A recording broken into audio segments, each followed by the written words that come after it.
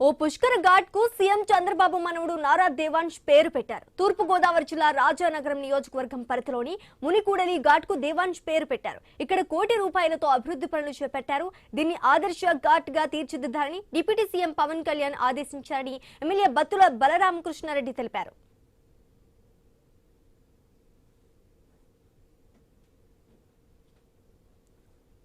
ఆదర్శ ఘాటుగా అదేవిధంగా ఒక మోడల్ ఘాటుగా తీర్చిదిద్దాలని ఉప ముఖ్యమంత్రి కొనిదెల పవన్ కళ్యాణ్ గారు ఆదేశించడం, దానికి మేమందరం కూడా నడుం కట్టి ఈ యొక్క ఘాట్ను ఆదర్శ ఘాటుగా మనం తీర్చిదిద్ది ఈ ఘాట్ని కూడా త్వరలో ఉప ముఖ్యమంత్రి గారితో ప్రారంభోత్సవం చేసి మనం ఈ ప్రజలకు అందుబాటులో తీసుకొచ్చి దీన్ని విస్తృతంగా ప్రచారం చేసి ప్రజల్లో తీసుకెళ్లి సుమారుగా ₹1 ఖర్చు అవుతుంది. ఘాట్ అభివృద్ధికి అంతా కూడా కలెక్టర్ గారి దగ్గర పెట్టి అలాగే ఉప ముఖ్యమంత్రి వారికి కూడా తీసుకుని వెళ్ళి ఇమీడియట్ గా ఒక వారం రోజుల లోపల పనులు మొదలుపెట్టి ఘాట్లు మోడల్ ఘాట్గా మేము తీర్చిదిద్దాం.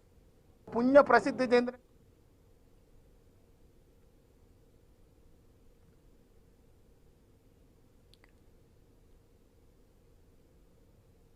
ఓ పుష్కర్ ఘాట్ కు సీఎం చంద్రబాబు మనవడు నారా దేవాంశ్ పేరు పెట్టారు. తూర్పు గోదావరి జిల్లా రాజానగరం నియోజకవర్గం పరిధిలోని మునికూడలి ఘాట్ కు దేవాంశ్ పేరు పెట్టారు. ఇక ఇదే అంశానికి సంబంధించి మరింత సమాచారం మా ప్రతినిధి గణేష్ అందిస్తారు. గణేష్, అంటే తూర్పుగోదావరి జిల్లాలోని సీతానగరం మండలం మున్కోడలి గ్రామంలో ఈ దేవాంశ్ ఘాట్ ను ప్రత్యేకంగా ఏర్పాటు చేశారు.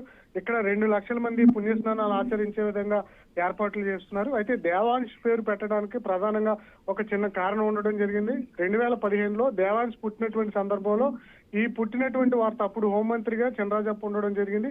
అదే సమయంలో పుష్కర ఘాట్ కి వచ్చి విజిట్ చేస్తున్నటువంటి సమయంలో దేవాంశ్ పుట్టడం, ఆ సమాచారం అక్కడ ఉన్నటువంటి చినరాజప్ప తెలుగుదేశం పార్టీ నాయకులు తెలియడంతో అక్కడ తెలిసినటువంటి సందర్భంలో దేవాంశ్ గా ఈ ఘాట్ కి నామకరణం చేశారు. దీంతో దేవాంశ్ ఘాట్ ను ప్రత్యేకంగా సిద్ధం చేస్తున్నటువంటి సందర్భం కనిపిస్తుంది. ఇప్పటికే ఎమ్మెల్యే బత్తుల బలరామకృష్ణ, జిల్లా కలెక్టర్ చేకూరి కీర్తి ఘాట్ ను సందర్శించి ప్రత్యేకంగా ఏర్పాట్లు చేయాలి, ఎలాంటి అవాంఛనీయ సంఘటనలు జరగకుండా చూసుకోవాలని చెప్పి అధికారులకు ఆదేశించడం జరిగింది.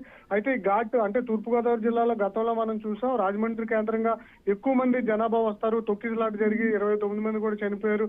అయితే అలాంటి ఘటనలు జరగకుండా ఇక్కడ ప్రత్యేకంగా ఏర్పాట్లు చేస్తున్నారు. అదేవిధంగా రాజమండ్రి ఎక్కువ భక్తులు వచ్చినా కూడా ఇటువైపు డైవర్ట్ చేసే విధంగా ప్రయత్నం చేస్తున్నారు. విశాఖపట్నం, శ్రీకాకుళం, విజయనగరం, భద్రాచలం మీదుగా వచ్చేటువంటి భక్తులంతా కూడా ఈ దేవాంశ్ ఘాట్ లో పుణ్యస్నానాలు ఆచరించే విధంగా ప్రత్యేకంగా కూడా సిద్ధం చేస్తున్నటువంటి సందర్భంలో ఎవరైతే ఇటువైపుగా ఉత్తరాంధ్ర వైపు నుంచి వస్తారో వారు దేవాంశ్ ఘాట్ ను ఉపయోగించుకోవచ్చు అని చెప్పి ఎమ్మెల్యే బత్తుల బలరామకృష్ణ జిల్లా యంత్రాంగం నుంచి అయితే చూపిస్తుంది. ప్రస్తుతం దేవాంశ్ ఘాట్ గా నామకరణం చేయడంతో ఇది ప్రాచుర్యం పొందిందని జరిగింది.